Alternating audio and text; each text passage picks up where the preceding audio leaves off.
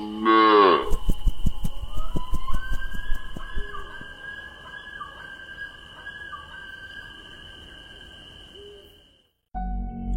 আমি সৌভিক। ট্যাঁশকরুর আজকের গল্প পরিবেশনায় আপনাদের সকলকে স্বাগত। আজ আপনারা শুনবেন রিজু গাঙ্গুলির লেখা গল্প দাঁত অবলম্বনে রত্নদেবীর মন্দিরে।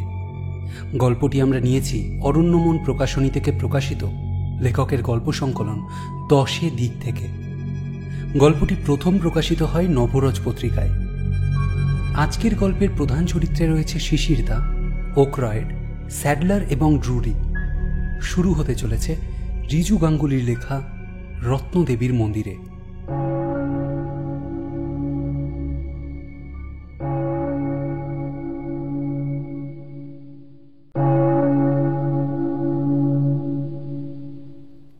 এই দেখ, এরকম মোট 80টা দাঁত থাকে ওদের। সেগুলো ক্ষয়ে গেলে বা কমজোর হলে পড়ে যায়, তারপর আবার নতুন দাঁত গজায়। জীবদ্দশায় এরকম প্রায় 1000 দাঁত গজায় আর ঝরে পড়ে ওদের মুখ থেকে। গলায় ঝোলানো বিবর্ণ সুতোয় বাঁধা জিনিসটা তুলে বলল শৈবাল। আরে বাস, দারুণ ব্যাপার তো। ঝুমা আর দীপা আহা উহু করলেও আমার কিন্তু পুরো ব্যাপারটা অসহ্য লাগছিল। একে তো ভিতর কণিকা থেকে ঘুরে আসার পর জল জঙ্গল নিয়ে শৈবালের সব কথাই বেদবাক্য হিসেবে ধরা হচ্ছে, তার উপর সন্ধে থেকে এই কুমির চর্চা শুনতে শুনতে চরম বোর হচ্ছিলাম। একরকম মরিয়া হয়েই গৃহকর্তার দিকে তাকিয়ে বলে উঠলাম, আচ্ছা শিশিরদা, পিয়াদি যে বলছিলেন আপনি নাকি অকশন হাউস থেকে কি একটা জিনিস কিনে এনেছেন, সেটা দেখাবেন না? এতক্ষণ আমার উসখুসে ভাবটা শিশিরদা আর পিয়াদি যে রীতিমতো উপভোগ করছিলেন সেটা ওদের মুখ চোখ দেখেই বুঝতে পারলাম। এবার পিয়াদি উঠে দাঁড়িয়ে বললেন, তোমরা গ্লাস ফাঁকা করো, বুঝলে? আমি আর এক রাউন্ড পকোড়া পাঠাচ্ছি।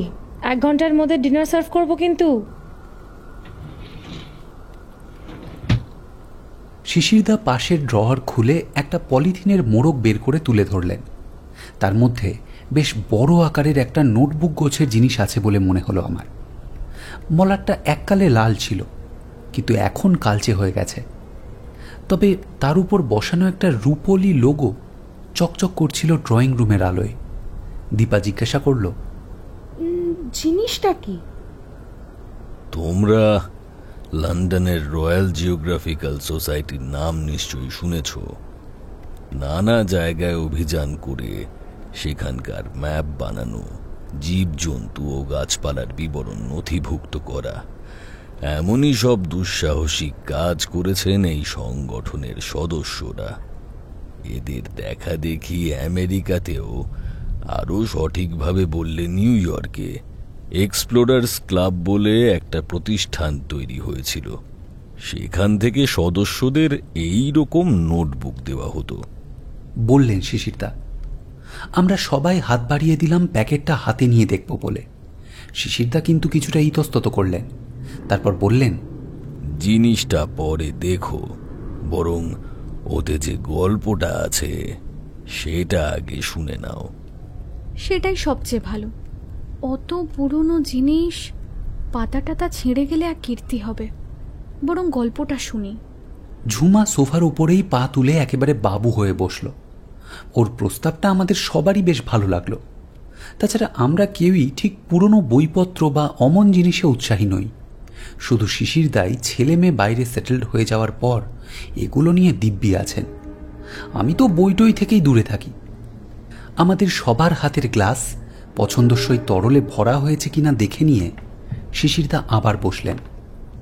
এই নোটবুকটা এক্সপ্লোরার্স ক্লাবের এক সদস্যের। লোকটির নাম ছিল ওকরয়েড। নানা ধরনের নকশা, কাটাকুটি, 2 লাইন ইয়েটস, এইসবের ফাঁকে ফাঁকে এই নোটবুকের মধ্যে সে আমেরিকার কোনো একটা জায়গায় নিজের একটা অভিযানের কথা লিখে গেছে। লেখার ভঙ্গি চরম খাপ ছাড়া। মাঝে মধ্যে তো স্ট্রিম অফ কনসিয়াসনেস গোছের কিছু পড়ছি বলে মনে হয়। তবে অতি কষ্টে সবটা পড়ে যা দাঁড় করিয়েছি সেটা আমার মতো করেই বলছি। প্রশ্ন টশ্ন পরে করো, হ্যাঁ? আগে স্রেফ শুনে যাও। দেশ নয় মশাই, এ হলো জাহান্নম। এক ফোঁটা হাওয়া দেয় না। শহর থেকে দুপা গেলেই যে জলাজমি আর ঘাসের বন, সেখান থেকে আসা দুর্গন্ধে প্রাণ ওষ্ঠাগত হয়। তার উপর তখন সবে বর্ষা শেষ হয়েছে। যত্রতত্র জমে থাকা জলে পোকামাকড় বংশবৃদ্ধি করছে পরমানন্দে। আর জোঁকের সে কি সাইজ! সব মিলিয়ে স্থানীয় লোকেরাই এলাকা ছেড়ে পালাতে পারলে বাঁচে ওই সময়। অথচ ওই পরিবেশে ওই সময়ে সদল বলে ওখানে হাজির হলাম আমি, ড্রুরি আর স্যাডলার।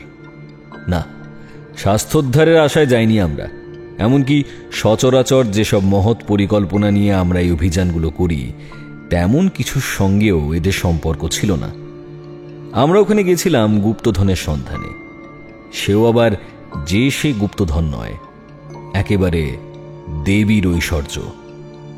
এই গুপ্তধনের ব্যাপারটা প্রথম জানতে পেরেছিল আমাদের এক স্থানীয় কন্ট্যাক্ট, জাকারি। জঙ্গল আর জলা থেকে বেরিয়ে আসা হাজারটা আইনি বেআইনি জিনিসের দালালি করত। তার পাশাপাশি জাকারির একটা অতিরিক্ত কাজও ছিল। ডাক্তারি সম্বন্ধে কিছুটা জ্ঞান ছিল বলে ওকে এই ব্যবসার সঙ্গে যুক্ত নানা লোকের প্রাথমিক চিকিৎসা আর সেবা শুশ্রূষার ব্যাপারটাও দেখতে হতো। সবাইকে তো আর হাসপাতালে নিয়ে যাওয়া যায় না।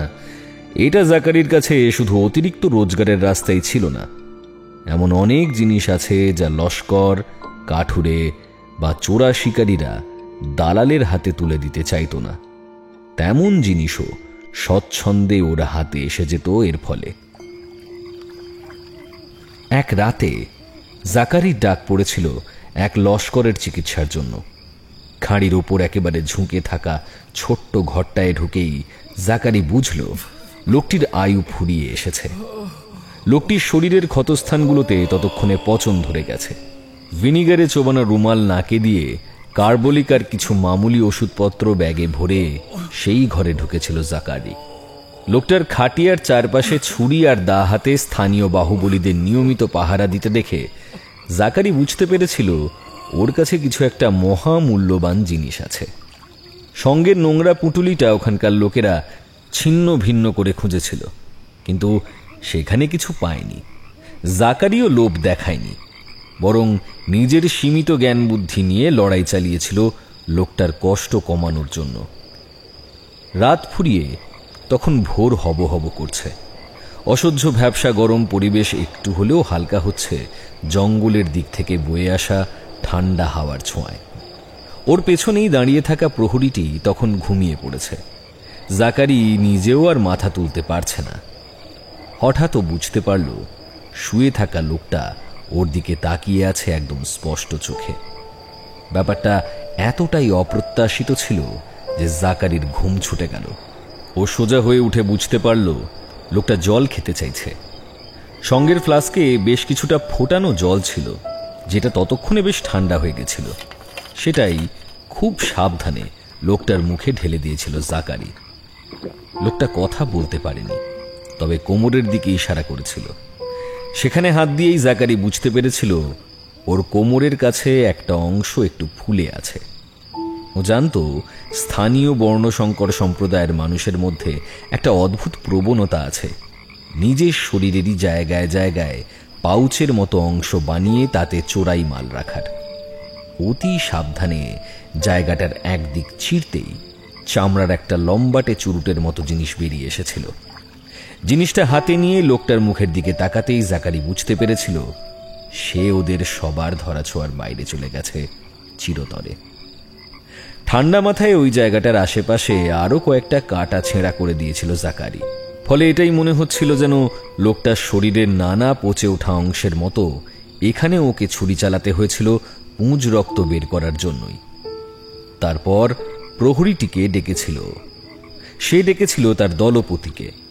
তারপর জাকারিকে নানা প্রশ্ন করে আর লোকটাকে খুঁচিয়ে ওরা নিশ্চিত হয়েছিল ওর কাছে সত্যি কিছু নেই। লোকটার শরীর খাঁড়ির জলেই ভাসিয়ে দেওয়া হয়েছিল বোধহয়। জাকারি আর সে ব্যাপারে কৌতূহল দেখায়নি। ওকে রীতিমতো তল্লাশি করে বেরোতে দেওয়া হয়েছিল।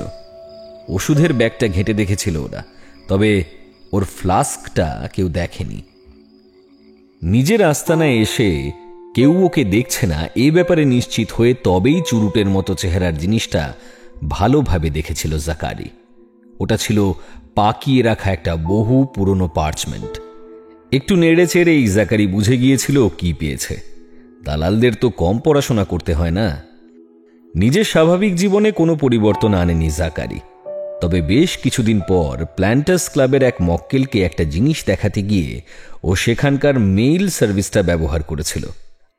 আমাদের কাছে খবর পাঠানোর সময় গুপ্তধন নিয়ে একটা শব্দ লেখেনি জাকারি, বরং বলেছিল হার্নান্দো পরফিরিয়াজের আঁকা একটা ম্যাপ পেয়েছে ও।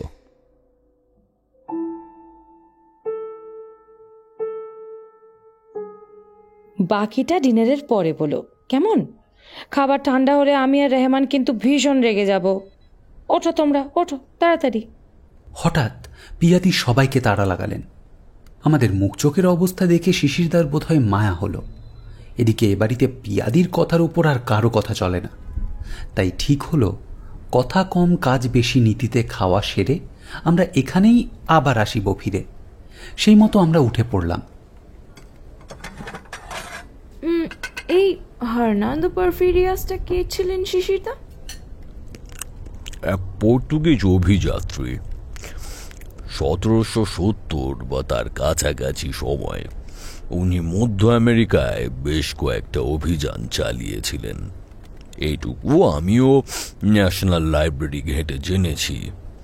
তার আঁকা কোনো ম্যাপের ঐতিহাসিক মূল্য যথেষ্টই হবে, তবে ওক্রয়েড সেই মূল্যের কথা বলেনি।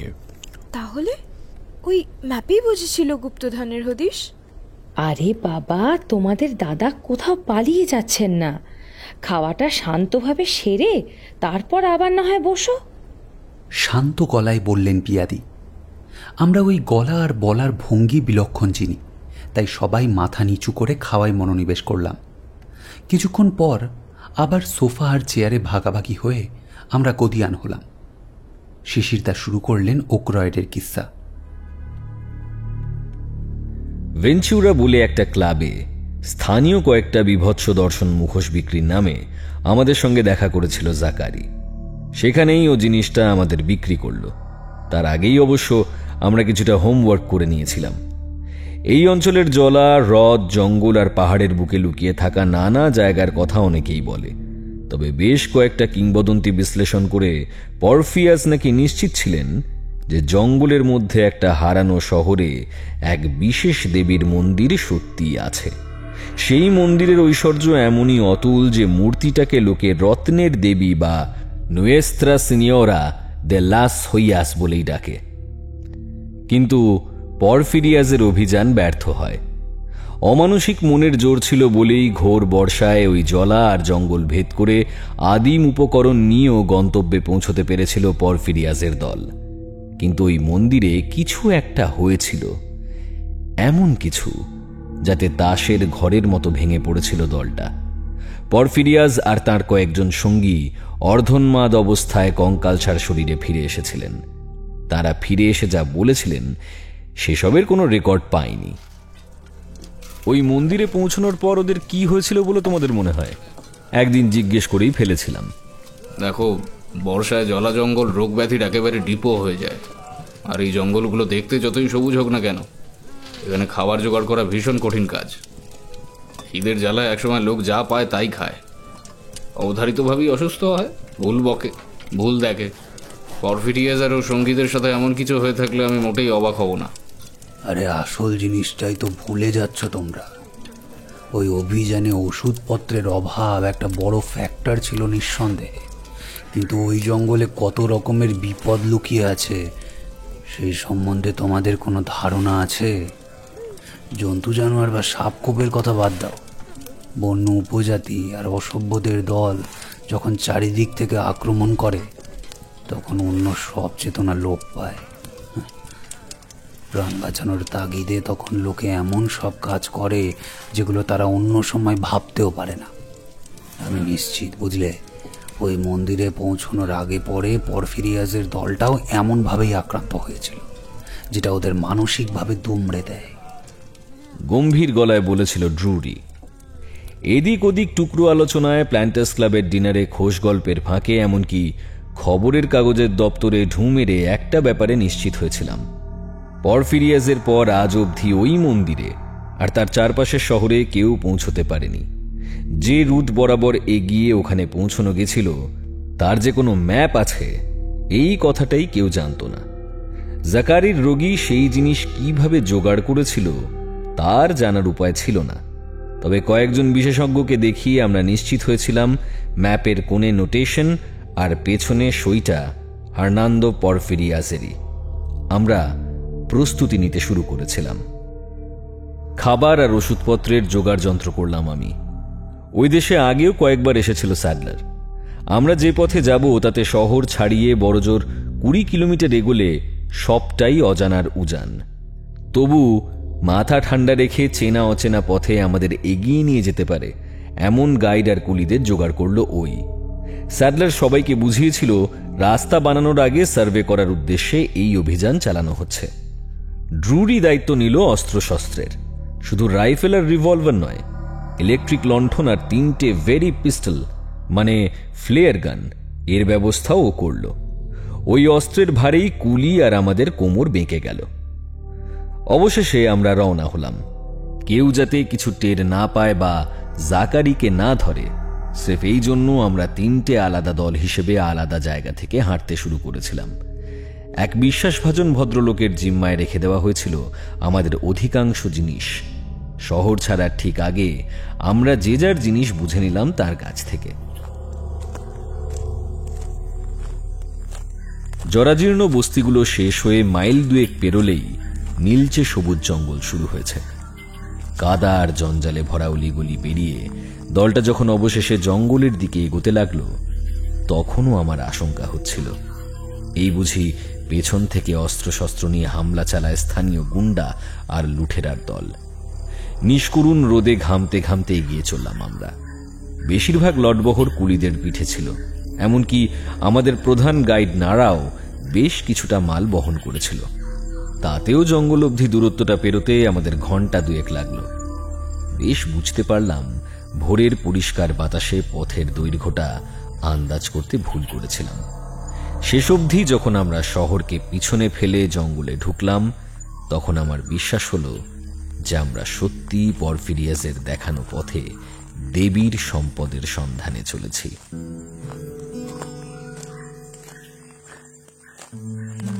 গাছগুলোর বড় বড় পাতা একটা সবুজ চাঁদোয়ার মতো আমাদের মাথার উপরে বিছিয়েছিল।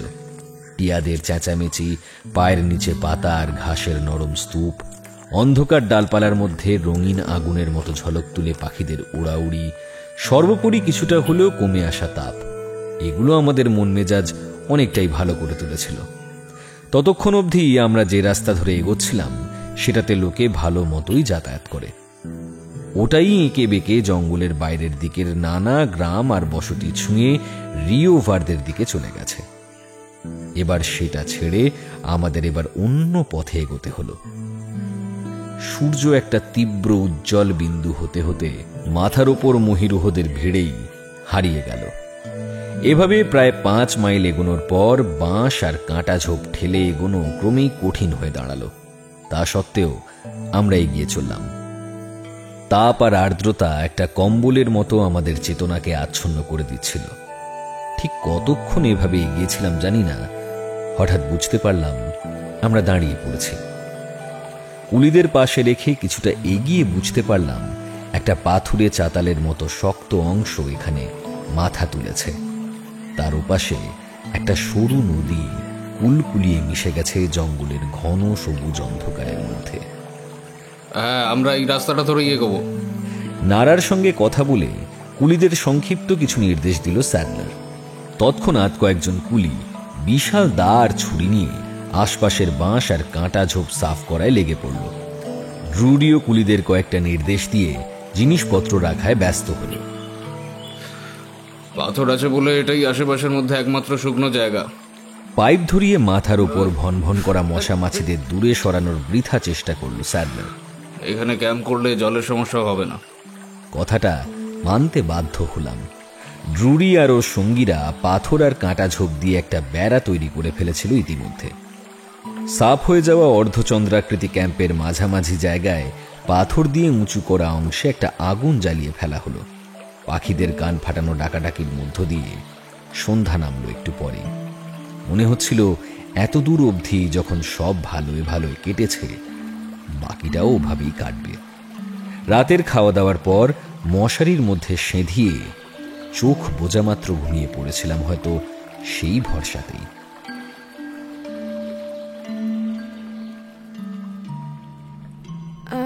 বলছিলাম যে আমরা না এরপর ওলা উবের কিচ্ছু পাবো না। গল্পটা যেই অবধি থাকুক, কি বলো? মাথা খারাপ, এই অবস্থায় কেউ গল্প ছেড়ে যায়? আরে আরে আমরা আমরা তোমাদের পৌঁছে দেবো, টেনশন নেই। বেহালা ঠেঙিয়ে বালিগঞ্জ ফিরতে হবে শুনলে অন্য সময় আমার পিত্তি চটকে যেত, কিন্তু ওক্রয়েডের অভিযানে তখন আমিও ঢুকে পড়েছি, তাই সোৎসাহে সাই দিলাম। না না, গল্পটা হোক, গল্পটা হোক। গল্প নয়, জীবন মৃত্যুর মাঝে ঝুলে থাকা এক অভিযানের কথা বলছি। তুমিও খেয়ে দিয়ে শুয়ে পড়ো রেহমান। বলে পিয়াদিও নিজের পানের বাটা থেকে একটা মাইক্রো পান মুখে ভরে শিশিরদার পাশে বসে পড়লেন। তারপর আমরা আবার ফিরে গেলাম জঙ্গলের মধ্যে সেই ক্যাম্পে।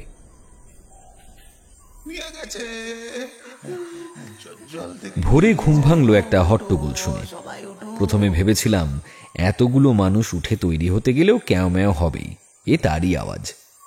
কিন্তু তবু শুতে পারলাম না। বেরিয়ে এসে বুঝতে পারলাম কুলিদের মধ্যে কিছু একটা ঝামেলা হয়েছে।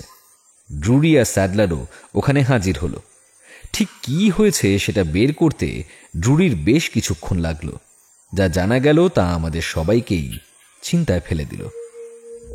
সকালের রান্না করার জন্য জল আনতে দুজন কুলি নদীর ধারে গেছিল। একজন জল ভরে উঠে এসেছিল, অন্যজন যখন জলে নেমে অন্য একটা পাত্র ভরছে তখন ডাঙায় থাকা কুলিটি চোখের কোণ দিয়ে জলে একটা ঘূর্ণি দেখেছিল। পরক্ষণেই ঘূর্ণিটা আছড়ে পড়েছিল জলে থাকা কুলিটির ওপর।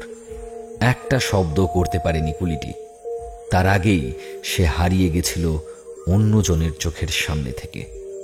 জলে ভাসছিল শুধু ডেকচিটা। আহা, বলছি ওই ঘূর্ণিতে কি ছিল? স্যাডলার থেমে থেমে যে প্রশ্নটা করেছিল সেটার অর্থ বুঝতে আমার বিন্দু মাত্র কষ্ট হয়নি। দাঁত, অনেক অনেক দাঁত, আর একটা লম্বাটে মুখ। কুলিটি তুতলে উঠেছিল। রাইফেল হাতে নদীর ধারে ছুটেছিলাম আমি। বুঝতে পেরেছিলাম কোনো কুমিরের শিকার হয়েছে হতভাগ্য কুলিটি। কুমিরেরা শিকারকে জলের নিচে চেপে রাখে তার দম বন্ধ করে মারার জন্য। তার ওপর ঘটনাটা ঘটার পর বেশ কিছুটা সময় ইতিমধ্যে কেটে গেছিল, তাই লোকটাকে বাঁচানোর আশা ছিল না। তবু নদীর ধারে গিয়ে বোঝার চেষ্টা করেছিলাম কিছু দেখা যায় কিনা, কিন্তু কিচ্ছু দেখতে পাইনি। রান্নার পাত্রটা উল্টে পড়েছিল জলের গা ঘেঁষে। স্যাডলার আদেশ জারি করল, সশস্ত্র পাহারা ছাড়া কেউ নদীর ধারে যাবে না। তবু ক্যাম্পের পরিবেশ গম্ভীর হয়ে গেল। কুলিদের মতিগতি দেখে বুঝতে পারছিলাম এবার তারা ভয় পেতে শুরু করেছে। নদী আর দূরের জলা থেকে ওঠা ধোঁয়াটে কুয়াশা তখনও ছড়িয়েছিল দূরের গাছপালার ওপর। আমরা তাও দেরি করতে ভরসা পেলাম না। আধ ঘন্টার মধ্যেই যথাসাধ্য প্রস্তুতি সেরে আমরা সবাই ওই ক্যাম্প ছেড়ে বেরিয়ে পড়লাম। স্যাডলার আর নারা সামনে রইল। প্রায় সব কজন কুলিকে নিয়ে আমি রইলাম মাঝে। শেষে রইল ড্রুরি আর দুজন বলশালী কৃষ্ণাঙ্গ। ওই দিনের সফরে আমরা বুঝলাম ব্যাপারটা কেমন হতে চলেছে। অসহ্য গুমোট, গাছপালা থেকে ঝরে পড়া রস আর আঠালো কষ, পায়ের নিচে ভেজা মাটি আর মাঝে মধ্যে বেরিয়ে থাকা ধারালো পাথরে আমাদের পথ চলাই দায় হয়ে উঠেছিল। আর পোকামাকড়, তাদের কথা না বলাই ভালো। মাঝে একটা জলাপড়ায় বেশ কিছুটা ঘুরপথে এগোতে হলো। সব মিলিয়ে সেদিন দুপুরে আমরা যখন ক্যাম্প করলাম তখন কথা বলার অবস্থাও ছিল না কারো। আসলে ম্যাপটা প্ল্যান্টার্স ক্লাবের লকারে রেখে দিয়েছিলাম আমরা। ড্রুরি ম্যাপটার যথাসম্ভব নিখুঁত কপি বানিয়েছিল। স্যাডলার আরও ভালো কাজ করেছিল। সেই কপিটাকে এই এলাকার ম্যাপের ওপর ফেলে বড় করে 4 টুকরো করে নিয়েছিল। এর সুবিধে হলো একটা টুকরো অন্যদের দেখিয়ে রুট নিয়ে আলোচনা করলেও মূল গন্তব্যটা লোকের অজানাই থেকে যায়। তখনও অবধি যতটুকু এসেছি তার সঙ্গে ম্যাপের ওই টুকরো মিলিয়ে মনে হচ্ছিল ঠিক রাস্তাতেই এগোচ্ছি। কুলিরাও তখনও অবধি আমাদের সার্ভে ট্রিপ নিয়ে বেশি খোঁচাখুঁচি করেনি। কিন্তু আবার চলতে শুরু করার কিছুক্ষণ পর একটা জিনিস বুঝতে পারলাম। এবার স্যাডলারকে মাঝে রেখে আমি সামনে ছিলাম। বেশ কিছুক্ষণ পর জঙ্গলের বদলে একটা ফাঁকা জমির সামনে এসে পড়লাম। মাথার ওপর থেকেও সবুজ চাদর সরে গিয়ে এক টুকরো আকাশ দেখা দিল। তখনই আমার মনে হলো এই জঙ্গলে আমরা একা নই। চোখের কোণে আমি যেন স্পষ্ট দেখলাম গাছগুলোর ধার থেকে নিজেকে আলাদা করে গভীরতর অন্ধকারে মিশে গেল একটা লম্বা ছায়া। এই জঙ্গলে গরিলা থাকা অসম্ভব, অথচ আমার মনে হয়েছিল একটা লোমশ মানুষই যেন ছিল ওখানে এক সেকেন্ড আগে অবধিও। কিন্তু তখন ওখানে কিচ্ছু ছিল না। বেলা ফুরোনোর আগে যতটা সম্ভব এগিয়ে থাকতে চাইছিলাম বলে আমি এই নিয়ে উচ্চবাচ্য করিনি, বরং আমার সঙ্গীদের নিয়ে হনহনিয়ে সামনের ঘাস জমি পেরিয়ে আবার জঙ্গলে ঢুকে পড়েছিলাম। এরপর রাস্তা আরো কঠিন হয়ে দাঁড়ালো। রাইফেল কাঁধে ঝুলিয়ে আমিও দা হাতে ঝোপঝাড় সাফ করতে ব্যস্ত হলাম। পথের যে অংশে কাঁটা ঝোপ খুব বেশি সেখানেই একজন কুলি হঠাৎ আর্তনাদ করে উঠল। তার হাতটা দেখে বুঝলাম একটা কাঁটা সেখানে গেঁথে গেছে একেবারে। নারা খুব সাবধানে কাঁটাটা বের করে দিলে আমি সঙ্গে থাকা জিনিস দিয়ে ক্ষতস্থানটা যথাসম্ভব পরিষ্কার করে দিলাম। দ্রুত আলো কমে আসছিল বলে দলের বাকিরা ততক্ষণে এগিয়ে গিয়ে ক্যাম্প বানানো শুরু করে দিয়েছিল। আমরা সেদিকে এগোলাম। সেদিন রাতে আমার ঘুম ভালো হলো না, কেন জানি না। নানা রকম অস্বস্তি আর দুশ্চিন্তা মাথায় ভিড় করছিল। পরদিন ভোরে উঠে আগে দেখে নিলাম ম্যাপের কপিটা ঠিকঠাক আছে কিনা। ততদিনে ওটা একরকম অভ্যাস হয়ে গিয়েছিল। ইতিমধ্যে সকালের খাবার বানানো শুরু হয়েছিল। সেদিকে এগোবো নাকি ভাবছি, তখনই কুলিদের তাঁবুর দিক থেকে একটা চিৎকার ভেসে এলো। ঝটপট ওদিকে এগোলাম। কুলিদের তাঁবুতে ততক্ষণে ভিড় জমে গেছে। সেখানে ঢুকে আমি যে দৃশ্য দেখলাম তেমন কিছু এই জন্মে দেখিনি, আর দেখতেও চাই না। যে কুলিটির হাতে কাঁটা বিঁধেছিল তার নাকি কাল রাতেই জ্বর এসেছিল। সকালে বাকিরা উঠে পড়লেও সে ওঠেনি। তখন কজন তাকে ডাকতে এসে যা দেখেছিল তা আমিও দেখলাম। কুলিটি মৃত। তার যে হাতটাতে চোট লেগেছিল সেটা ফুলে প্রায় 3 গুণ আকারের হয়ে গেছে। কুলিটির মুখের বেগুনি রং, কষে লেগে থাকা ফেনা আর রক্ত, এগুলো বলে দিচ্ছিল কি ভয়ঙ্কর বিষক্রিয়ার শিকার হয়েছিল সে। ওটা কাঁটা নয়, বিষ মাখানো তীর ছিল। তুমি আধো অন্ধকারে বুঝতে পারোনি। কম্বল সমেত লোকটাকে ক্যাম্পের বাইরে কবর দেওয়া আর আশেপাশে কার্বলিক ছড়ানোর নির্দেশ দিচ্ছিল স্যাডলার। এবার ও আমার দিকে তাকিয়ে বলল, লোকটা প্রাণ দিয়ে তোমাকে বাঁচিয়ে গেল। জঙ্গলিরা আগে সাদা মানুষদের লক্ষ্য বানায়। ওরা জানে আমাদের কিছু হলে গোটা দল ভীত আর তার থেকেও বেশি দ্বিধাগ্রস্ত হয়ে পড়বে। হয়তো তারা পিছু হটবে। আর তখনই তোমরা কি কিছু টের পেয়েছিলে? আমার মনে হয়েছিল আমি যেন চামড়ার আলখাল্লা পড়া কাউকে দেখেছিলাম। জঙ্গলে ঢোকার পর থেকেই বুঝতে পেরেছি কেউ আমাদের উপর নজর রাখছে, কিন্তু সেটা এত তাড়াতাড়ি আক্রমণের চেহারা নেবে এটা ভাবিনি। নজরদারি হচ্ছে এটা আমিও বুঝেছিলাম, তবে এবার আমাদের আরো সতর্ক হতে হবে। এই তীরগুলো খুব বেশি দূর থেকে চালাতে পারবে না ওরা। তবু আমাদের হাত, গলা, সম্ভব হলে মুখ আর মাথাও ঢেকে এগোতে হবে। এই ওরা মানে কারা? হয়তো ওই ধন দৌলতের প্রহরীরা, আর না তো এখানকার বাসিন্দার দল, যারা বাইরে থেকে আসা লোকেদের একদম পছন্দ করে না। তাদের কাউকে ধরতে পারলে সেটা জানা যাবে। আপাতত প্রশ্ন একটাই। বলে ড্রুরি গাল চুলকলো। আমি হাঁ করে ওর মুখের দিকে তাকিয়ে থাকলেও স্যাডলার দেখলাম ব্যাপারটা বুঝে ফেলেছে। ও বলল, কুলিদের মধ্যে একবার ভয়টা ছড়াতে শুরু করলে ওদের সঙ্গে রাখা দুঃসাধ্য হবে। তাই বড়জোর কাল রাতের মধ্যে আমাদের সেই জায়গায় পৌঁছতে হবে, যতদূর অবধি এরা চেনে জানে। তারপর থেকে আমাদের এগোতে হবে ওই ম্যাপের ভিত্তিতে।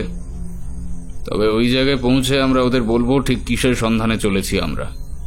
ওরা চাইলে ফিরে যেতে পারে, আর আমাদের সঙ্গে এগুলো শুধু রোজকার টাকাই নয়, বরং আমরা যা পাবো তার একটা অংশও পাবে ওরা। তোমরা কি বলো? আমরা দুজনেই কথাটা মেনে নিলাম।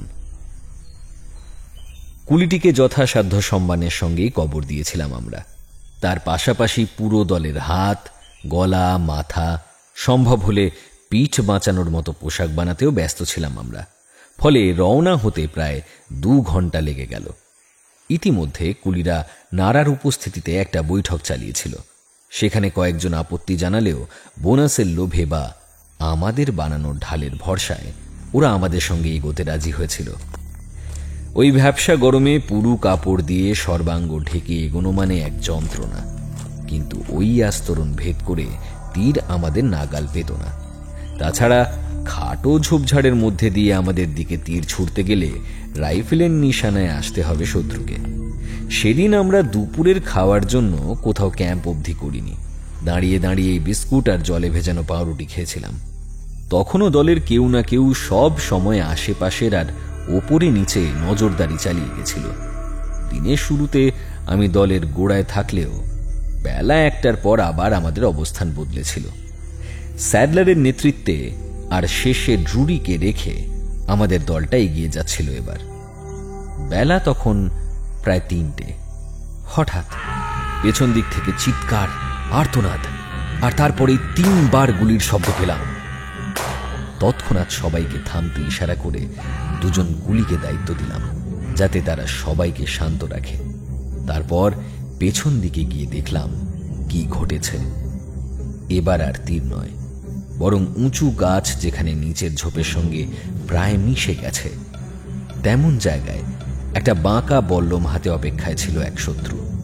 ড্রুরির দিকেই সে বল্লমটা ছুঁড়েছিল। ওর ভাগ্য ভালো যে ঠিক তখনই ঘাড় আর গলার মাঝে জমা ঘাম মোছার জন্য ও একটু থেমেছিল, আর ওর বদলে বল্লমের নিশানায় এসে গেছিল ওর বাঁ দিকে থাকা কুলিটি। তার পাতে একটা গভীর ক্ষতের সৃষ্টি করে বল্লমটা মাটিতে গেঁথে গেছিল। কিন্তু বল্লমের ডগায় বিষ ছিল বলে ওটুকুই যথেষ্ট ছিল।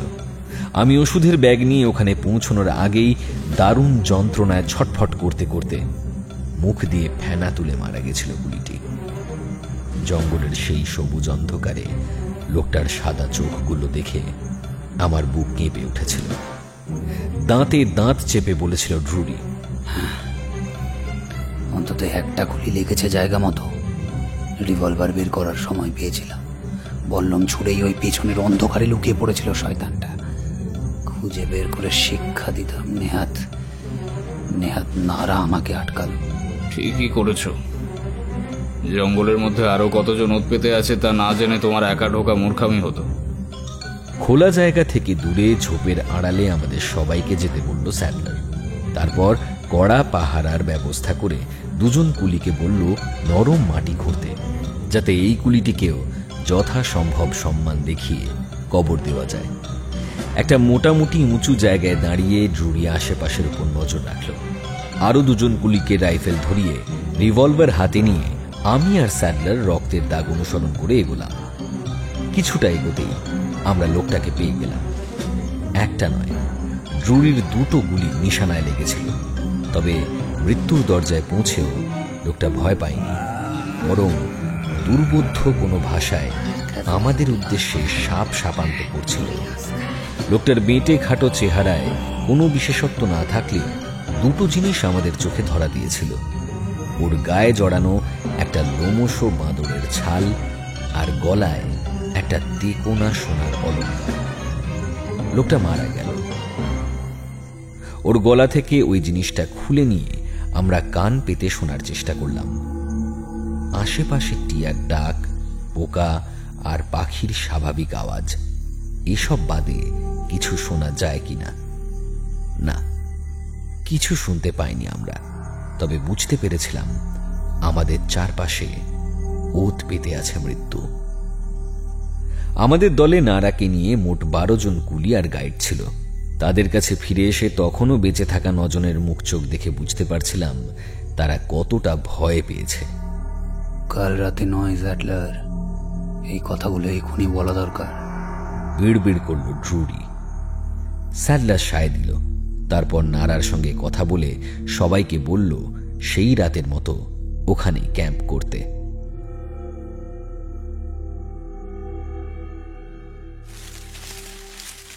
তখন সূর্য ডুবছে। রাইফেলের কড়া পাহারায় আমরা সবাই পালা করে দা নিয়ে ঝোপঝাড় কাটায় হাত লাগালাম, আর তার ফলে আশেপাশের বেশ বড় একটা বর্গাকার এলাকা সাফ হয়ে গেল। প্রত্যেক কোণে আগুন জ্বালানো হলো। আলো পুরোপুরি ফুরিয়ে যাওয়ার আগেই শুকনো ডালপালা কেটে স্তূপ করে রাখা হলো, যাতে অন্ধকার নামলেও আগুন জ্বালিয়ে রাখার জন্য জঙ্গলে যেতে না হয়। জঙ্গলের যতদূর চোখ যায় তার সবটা নজর আর রাইফেলের আওতায় এনেই থামল না স্যাডলার। ও একটা ছক বানালো, যাতে 2 দফায় 6 জন করে লোক পুরো ক্যাম্পটা পাহারা দেয়। ড্রুরি বলল ভোরের সময়টা সবচেয়ে বিপজ্জনক। কথাটা মেনে নিলাম আমরা। প্রথম দফায় পাহারা দেবে ড্রুরি আর 5 জন, দ্বিতীয় দফায় পাহারা দেব আমি, স্যাডলার আর আরও 4 জন। সব ব্যবস্থা করে নিয়ে স্যাডলার প্রথমে নারার সঙ্গে কথা বলল, তারপর নারার মাধ্যমে ও বাকি কুলি আর গাইডদের সঙ্গেও কথা বলে খোলাখুলি বোঝালো কিসের সন্ধানে চলেছি আমরা। লোভ আর ওই জঙ্গলের মধ্যে দিয়ে রাইফেলের রক্ষা কবচ ছাড়া ফেরার চেষ্টা মানে যে আত্মহত্যা, এই দুটো জিনিসই নির্ণায়ক হয়ে দাঁড়ালো। 9 জনই জানালো তারা আমাদের সঙ্গে এগোবে। রাতের খাবারের ব্যবস্থা করে স্যাডলার আমাদের বলল, কাল আমাদের অন্যভাবে এগোতে হবে। জঙ্গলের মধ্যে দিয়ে 3 দিনে আমরা খুব বেশি দূর এগোতে পারিনি। এদিকে 3 জনকে ইতিমধ্যেই হারাতে হয়েছে। এইভাবে চলতে পারে না। আমি একমত, কিন্তু আমরা আর কিভাবে এগোবো? আচ্ছা, আমরা কি জলার মধ্যে দিয়ে যেতে পারি? তখনও অবধি আমি মাল আর রাইফেল বওয়া ছাড়া বিশেষ কাজে আসিনি বলেই বোধহয় বুদ্ধিটা আমার মাথায় গজালো। ড্রুরি আর স্যাডলার প্রথমে আমার দিকে এমনভাবে তাকালো যেন আমি ভয়ানক কিছু একটা বলে ফেলেছি, কিন্তু পরক্ষণেই স্যাডলার কথাটা লুফে নিয়ে বলল, এটা দারুণ হবে। গাছ কেটে ডিঙি গোছের একটা কিছু বানিয়ে নিতে পারবো আমরা। তাহলে জায়গাটা পেরোনো কঠিন হলেও অসম্ভব হবে না। ঠিক বলেছ। ওখানে আমাদের উপর হামলা করতে হলেই রাইফেলের নিশানায় আসতে হবে। তাই আমরা এই 2 কি 3 স্তরের জামা কাপড় না পরে অনেক হালকা হয়েও এগোতে পারবো। শুধু কুমিরদের নিয়ে একটু চিন্তা হচ্ছে। রাত নামার আগে ডাঙায় পৌঁছতে হবে আমাদের। তা না পারলেও মশাল আর রাইফেল দিয়ে কুমিরদের ঠেকাতে পারবো আমরা। এছাড়া আমাদের আর কোনো উপায় নেই। আমার পিঠে থাবড়া দিয়ে বলল স্যাডলার। রাত 1টায় যখন আমাকে ঘুম থেকে তোলা হলো, প্রথমে ভেবেছিলাম নির্ঘাত আবার কিছু একটা দুর্ঘটনা ঘটেছে। তারপর খেয়াল হলো আমাদের পাহারা দেওয়ার পরিকল্পনা ছিল ওটাই। আবিষ্কার করলাম চারদিকে আলো আর আগুন দেখেই হোক বা দেবীর ঐশ্বর্যের আশাতেই হোক, ক্যাম্পের পরিবেশ একেবারে চনমনে হয়ে আছে। হয়তো সেজন্যই পরদিন ভোর অবধি চারদিকে নজর রাখার ক্লান্তিকর কাজটা করতে আমার খুব একটা কষ্ট হলো না। সেই রাতে আর কোনো বিপদও হয়নি। আচ্ছা, এই নোটবুকটা আপনার হাতে এলো কিভাবে? গল্পে ব্যাঘাত ঘটানোই সবার রাগের কারণ হচ্ছে বুঝেও প্রশ্নটা করতে বাধ্য হলাম। ঈষৎ আক্ষেপের সুরে শিশিরদা বললেন, লেক টেরেসের মজুমদারদের বাড়ি ভেঙে প্রমোটিং হচ্ছে। প্রমোদা মজুমদার ২য় বিশ্বযুদ্ধের সময় ব্রিটিশ আর্মির কন্ট্রাক্টর হিসেবে বিস্তর কামিয়েছিলেন। সেই সময় কলাইকুণ্ডা এয়ারবেসে ডিউটিতে থাকা এক মার্কিনের কাছ থেকে উনি এই নোটবুকটা জোগাড় করেছিলেন। এখন ওই বাড়ির অনেক কিছু অকশন হচ্ছে। লোকে আয়না, দোয়াত, পুরনো বইয়ের সেট সবই কিনছিল। আমার সাধ্যের মধ্যে ছিল এইটাই। মদনানি মানে জিনিসপত্রের প্রভেনান্স চেক করেন যে ভদ্রলোক, তিনি এই নোটবুকের ইতিহাস আমাকে বলেন। আরে এ তো সাংঘাতিক জিনিস। ভদ্রলোক তো নাম করা লেখক হতে পারতেন। নোটবুকটা হাতে নিয়ে দেখলে তোমাদের স্বপ্ন ভঙ্গ হবে। ওক্রয়ের যা লিখেছে তা ছাপা যাবে না, তবে ও তো সাহিত্য রচনার উদ্দেশ্য নিয়ে এগুলো লেখেওনি, তাই না? যে অবস্থার মধ্যে দিয়ে ওদের যেতে হয়েছিল সেগুলো ভেবে যা মনে পড়েছিল শুধু তাই লিখেছিল। আমার আরও কিছু প্রশ্ন ছিল, কিন্তু সেগুলো করলে মারধর খেয়ে যেতে পারি এই ভয়ে চুপ করে গেলাম। শিশিরদা আবার মুখ খুললেন। নিউ টাউনের ফ্ল্যাট ছেড়ে আমরা চলে গেলাম অন্তত 8 দশক আগের মধ্য আমেরিকার এক বিপদ সংকুল জঙ্গলে। অন্য দিনের মতো হালকা নয়, বরং পেট ভরে ব্রেকফাস্ট সেরে নিয়েছিলাম আমরা। স্যাডলার বলেছিল জলার মধ্য দিয়ে নৌকা বাওয়ার সময় আমরা খাওয়া দাওয়ার সুযোগ পাব না, তাই নিজেদের যতটা পারা যায় তৈরি করে নিয়েই আমরা বেরোলাম। তার আগে মালপত্র নতুন করে বিলি বন্দোবস্ত হলো। যে জিনিসগুলো আর কাজে লাগবে না সেগুলো ওখানেই ফেলে দেওয়া হলো। শত্রুরা আমাদের জন্য ফাঁদ পেতে রাখতে পারে এই আশঙ্কায় আমরা পশ্চিম দিকে একটা নতুন রাস্তা ধরে এগোলাম, যাতে বেশ কিছুটা ঘুরে আবার ঠিক দিকে এগোনো যায়। ম্যাপ দেখে মনে হয়েছিল মাইল 5 এগোলেই জলার কাছে পৌঁছানো যাবে। সূর্য ওঠার 1 ঘন্টার মধ্যে রওনা দিয়েছিলাম আমরা। অসহ্য গরম থাকলেও আমরা সবাই নিজেদের ঢেকে ঢুকে এগোচ্ছিলাম। নিজেদেরকে এটাই বোঝাচ্ছিলাম যে এই সবুজ ওভেনটা পেরোতে পারলে আমরা ভারমুক্ত হয়ে এগোতে পারব। প্রথমে দাঁড় ছুরি দিয়ে ঝোপঝাড় কাটার জন্য 3 জন, আর পেছনে সশস্ত্র 6 জন। এই ছিল আমাদের বিন্যাস। কিছুক্ষণ পর পর জায়গা আর দায়িত্ব বদলে নিচ্ছিলাম সবাই, যাতে কেউ বেশি ক্লান্ত না হয়। আমাদের লক্ষ্য ছিল পেছনে তাড়া করে আসা দুশমনদের আগে জলার কাছে পৌঁছানো। অনেকটা ঘুরপথে এগোতে হলেও আমরা দুপুরের খাওয়ার জন্য কোথাও থামিনি বলে কিছুটা সময় বেঁচেছিল। অবশেষে বেলা 3টে নাগাদ আমরা বুঝলাম যে জঙ্গল পাতলা হয়ে আসছে। দুর্গন্ধ মাখা কুয়াশা, জলার কালচে সবুজ জল আর পচা গাছপালা দেখতে পেলাম একটু পরেই। এই জায়গায় আসার পর কি করা হবে সেই নিয়ে ড্রুরি আর স্যাডলার একটা পরিকল্পনা করেছিল। এবার সেটা কাজে লাগানো হলো। 7 জন কুলির কাঁধে অধিকাংশ মালপত্র চাপিয়ে ড্রুরি জল আর কাদা ঠেলে দ্রুত এগোতে শুরু করল। আমি, স্যাডলার, নারা আর কয়েকজন গাইড অস্ত্র নিয়ে জঙ্গলের মধ্যে লুকিয়ে পজিশন নিলাম। ড্রুরিরা যেখানে জলে নেমেছিল সেখান থেকে প্রায় 100 গজ মতো জায়গা আমাদের বন্দুকের আওতায় ছিল। কিছুক্ষণের মধ্যেই 1-2 জন করে প্রায় 8 ডজন মানুষ জল আর জঙ্গলের মাঝের জায়গায় এসে দাঁড়ালো। তাদের প্রত্যেকের শরীরে বানরের চামড়ার একটা করে আলখাল্লা মতো জিনিস ছিল। সঙ্গের ঢালগুলোতে লাল আর কালো দিয়ে নকশা করা ছিল। প্রত্যেকের হাতেই ছিল বল্লম। যে পরিমাণ বিষ ওই বল্লমের ডগায় আছে, তাতে একটা আঁচড় লাগলেই আমরা শেষ। সেই সুযোগ দিও না, নিশানা এলেই চালাও। দ্বিতীয়বার বলতে হলো না। আমাদের সবার রাইফেল একসঙ্গে গর্জে উঠল। হালকা কুয়াশার মধ্যে থেকে ভেসে আসা রক্ত জল করা আর্তনাদ বুঝিয়ে দিল গুলি নিশানায় পৌঁছেছে। তারপরেও কিন্তু এক মুহূর্তের জন্য আমার বুকের ভেতরটা ফাঁকা হয়ে গিয়েছিল। দেখতে পেয়েছিলাম পড়ে যাওয়া মানুষদের ডিঙিয়ে এগিয়ে আসছে আরও অনেক শত্রু। আবার 4টে বন্দুক গর্জন করল, কিন্তু এবারও ওদের ঠেকানো গেল না। বরং 12 লোক একসঙ্গে আমাদের দিকে ছুটে এলো। বেশ কয়েকটা বল্লম এবার আমাদের কাছ অব্দি পৌঁছল। নারা একটা গাছের পেছনে আশ্রয় নিতে পেরেছিল বলে বেঁচে গেল, কিন্তু ওর পাশে যে গাইডটি ছিল তার থাইয়ে গেঁথে গেল একটা বল্লম। লোকটা মাটিতে পড়ার আগেই মারা গেছিল বোধহয়। তারপর আর কিছু ভাবার সময় পাইনি। যন্ত্রের মতো রাইফেলে গুলি ভরেছিলাম আর ট্রিগার টিপেছিলাম। কান ভোঁ ভোঁ করছিল, বারুদের ধোঁয়ায় দম আটকে আসছিল। অবশেষে দেখলাম লোকগুলো পালিয়ে যাচ্ছে। উল্লাস প্রকাশ বা মৃত গাইডটির জন্য কবর খোঁড়া কোনোটারই সময় আমাদের হাতে ছিল না। ধোঁয়া আর কুয়াশার মধ্য দিয়ে আমরা 3 জন মোট 4টে রাইফেল আর অবশিষ্ট গুলি নিয়ে দৌড়তে শুরু করলাম। বেশ কিছুটা এগোনোর পর জলার ভিতর দিক থেকে একটা গুলির শব্দ ভেসে এল। স্যাডলারও এদিক থেকে একটা আওয়াজ করল। আমরা জল আর পচা গাছপালা ঠেলে এগোতে লাগলাম। প্রায় 10 মিনিট পর একটা কাদা আর মরা গাছ জমে তৈরি হওয়া ঢিপি মতো জায়গায় পৌঁছানো গেল। ড্রুরি আর বাকিরা সেখানেই উদ্বিগ্ন হয়ে আমাদের জন্য অপেক্ষা করছিল। আমরা 11 জন আবার মালপত্র নিজেদের মধ্যে ভাগাভাগি করে নিলাম। তারপর ভাবতে বসলাম কি করা যায়। জলাটা যে নৌকো বানিয়ে পার হওয়ার মতো গভীর নয়, এটা আমরা সবাই ততক্ষণে বুঝে গেছিলাম। প্রায় 4টে বেজে গেছিল ইতিমধ্যে।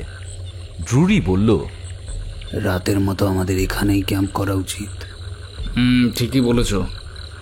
আর চাঁদ উঠলে আমাদের জলার মধ্যে দিয়ে হাঁটতে হবে।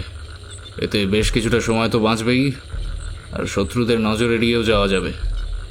ভোর হওয়ার মধ্যেই জলাটা পেরিয়ে ঘন্টা 3 বিশ্রাম নিয়ে নেব আমরা, আর তারপর ওই মন্দির তথা শহরের দিকে এগোনো যাবে। আচ্ছা, ওই আদিবাসীরা কি রত্নদেবীর প্রহরী বা ওই রকম কিছু? হ্যাঁ, সেরকমই তো মনে হচ্ছে। তার মানে মূল শহরে পৌঁছানোর পর আমাদের আরো বেশি প্রতিরোধের সামনে পড়তে হবে। আমরা এখনো 11 জন আছি। দরকার পড়লে আমরা প্রত্যেকে অস্ত্র নিতে পারবো।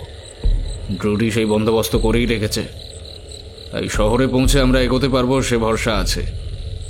কিন্তু ফেরার পথে আবার এদের মধ্যে দিয়ে যেতে হবে ভেবেই আমার কিছুটা আশঙ্কা হচ্ছে। ম্যাপ দেখতে দেখতে ঠান্ডা গলায় বলেছিল স্যাডলার। অনাবশ্যক আরও কিছু জিনিস ফেলে দেওয়া হলো। সূর্য ডুবল। পুঁতিগন্ধময় কাদা আর জলের ওপর ভনভন করছিল মশা আর পোকা। একটু পরেই একটা মিহি সাদা কুয়াশার আস্তরণে ঢাকা পড়ল চরাচর। তাদের পেছনে অবশেষে মাথা তুলল চাঁদ। শুধু আমি নয়, গোটা দল নিথর হয়ে পরের ধাপটার জন্য অপেক্ষা করছিল। কেমন একটা নির্বিকার ভাব এসে গেছিল আমাদের মধ্যে। স্যাডলারকে উঠে দাঁড়াতে দেখে আমরা বুঝলাম সময় হয়েছে। জলে নেমে পড়লাম আমরা। সাপ, জোঁক, পোকা আর কাদা ঠেলে সারা রাত কিভাবে এগিয়েছিলাম মনে নেই। কয়েকবার হোঁচট খেয়ে জলের মধ্যে পড়ে গেছিলাম। সেই মুহূর্তগুলোতে সত্যি মনে হয়েছিল জলের নিচে ওই ঠান্ডা আর নরম কাদার মধ্যে শুয়ে পড়ি বরাবরের মতো। কিন্তু ইচ্ছেটা পূরণ করা হয়নি। হয় নিজেই হাঁচড় পাচড় করে জল থেকে আবার মাথা তুলেছি, নয়তো কেউ না কেউ চুলের মুঠি ধরে টেনে তুলেছে আমাকে। যখন আকাশ ফর্সা হচ্ছে তখন স্যাডলার আমাদের পাড়ে নিয়ে গেল। প্রাণ থাকলেও আমাদের শরীরে আর বিশেষ কোনো অনুভূতি ছিল না। কয়েক ঢোক নির্জলা রাম খেয়ে শরীর সাড়া দিতে শুরু করল। তারপর প্রথমে সিগারেট ধরিয়ে তার আগুন ছুঁয়ে আমরা সর্বাঙ্গ থেকে জোঁক ছাড়ালাম। পোশাক খুলে সেটা ধুয়ে কাদা আর নোংরা যতটা সম্ভব দূর করলাম। তারপর স্রেফ অন্তর্বাস পরা অবস্থায় গাছের শক্ত কাঠে পিঠ ঠেকিয়ে ঘুম দিলাম। ড্রুরি আর স্যাডলার পাহারা আর নজরদারির ব্যবস্থা করেছিল নিশ্চয়ই, তবে সে বিষয়ে আমি কিছু জানি না। 7টায় ঘুম থেকে উঠে দেখলাম ততক্ষণে রোদের তাপে জামা কাপড় শুকিয়ে গেছে। বন্দুক আর কার্তুজ মাথার ওপর নিয়ে আমরা জলা পার হয়েছিলাম। তবু ড্রুরির আশঙ্কা ছিল সেগুলো ভিজে গিয়ে থাকলে আমাদের প্রাণের মূল্য কানাকড়িও হবে না। সেগুলোও শুকিয়ে নেওয়া হয়েছিল ইতিমধ্যে। সব সেরে 7:30 নাগাদ আমরা ওখান থেকে আবার বেরিয়ে পড়লাম। জঙ্গলে ঢোকার একটু আগে বালি আর পাথরে ভরা একটা শুকনো জায়গা পড়ল। সেখানেই ঠিক হলো আমরা 3 জন একটা করে রাইফেল, 2টো করে রিভলভার, যথেষ্ট গুলি আর একটা করে ভেরি পিস্টল এই নিয়ে এগোবো। বাকি অস্ত্র আর গুলিগোলা প্রত্যেক কুলি আর গাইডের মধ্যে ভাগ করে দেওয়া হলো। প্রত্যেককে নিজের মতো করে জল আর শুকনো খাবার দিয়ে দেওয়া হলো। তারপর আমরা আবার জঙ্গলে ঢুকলাম। এখানে মাটির ধরনটা আলাদা ছিল, তাই গাছপালাও আগের তুলনায় অনেক কম লাগছিল। দা আর ছুরি সরিয়ে রেখে যথাসম্ভব নিঃশব্দে এগোতে লাগলাম আমরা সবাই। আমার দায়িত্ব ছিল কম্পাস আর ম্যাপ মিলিয়ে এটা দেখা যে আমরা ঠিক দিকে যাচ্ছি কিনা। সেজন্য সামান্য সময়ের জন্য থামা বাদ দিলে আমরা আগের কদিনের তুলনায় রীতিমতো দ্রুত এগোতে পারছিলাম। এভাবে 2 ঘন্টা পেরোতেই আমরা একটা গ্রামের মতো জায়গায় এসে পড়লাম। গ্রাম নয়, বরং জায়গাটা কয়েকটা ঝুপড়ি টাইপের ঘরের সমষ্টি বললেই ভালো হবে। এক জায়গায় আগুন জ্বালিয়ে কিছু রান্না হচ্ছিল বুঝতে পারছিলাম, কিন্তু তখন ধোঁয়া ওঠা পাত্রগুলো শুধু ছড়ানো ছিল। একটা রোগা কুকুর আর একটা ঘরে হাঁপড়ের মতো শ্বাস ফেলা এক হাড় সর্বস্ব বুড়ো। এই ছাড়া গোটা গ্রামে আমরা আর কাউকে দেখতে পেলাম না। ট্রিগার থেকে হাত সরাবে না কেউ, দাঁতে দাঁত চিপে আদেশ দিল ড্রুরি। আমরা সবাই মাথা নেড়ে সায় দিলাম। তারপর এগিয়ে চললাম। গ্রামের ওপাশে একটা কালো পাহাড় দাঁড়িয়েছিল। তারই মধ্য দিয়ে এসেছিল একটা সরু নদী। পাহাড়টার আড়ালে নদীর এই পারেই কালো পাথর দিয়ে বানানো নানা আঁকি বুকিতে ভরা দুটো পিলার দাঁড়িয়েছিল। তার ওপাশে পাথরের বাড়িঘর নজরে পড়ছিল। শহরটার কাছে এসে পড়েছি বুঝে দলের বাকিরা উচ্ছ্বসিত হলেও স্যাডলার ঢেলে দিতে চায়নি। ড্রুরি আর ও আগে সন্তর্পণে পুরো জায়গাটাকে চক্কর দিয়ে নিশ্চিত হলো যে পিলারের দুপাশে উঁচু পাথরের পেছনে কেউ লুকিয়ে নেই। গেটের সামনে বালির স্তরেও কারো পায়ের ছাপ দেখতে পাচ্ছিলাম না। তবু আমরা সবাই চরম সতর্ক হয়ে পিলার দুটো পেরিয়ে শহরে ঢুকলাম। আমি শুতে গেলাম, বুঝলে? পিয়াদির কথা শুনে আমরা সবাই আঁতকে উঠলাম। মানে সিরিয়াসলি বলছি, তখন আমাদের সবার যা অবস্থা, তাতে হাতে বন্দুক বা পিস্তল টিস্তল কিছু থাকলে পিয়াদির দিকে গুলি চলার সম্ভাবনা খুব বেশি ছিল। কিন্তু সেসব কিছু হলো না। বরং শিশিরদা বেশ নিরীহভাবেই বললেন, আচ্ছা, আমি দরজা বন্ধ করে লাইট নিভিয়ে দেব। কিন্তু পিয়াদি, বাকিটা শুনবে না? আরে বাবা, আমার সব শোনা।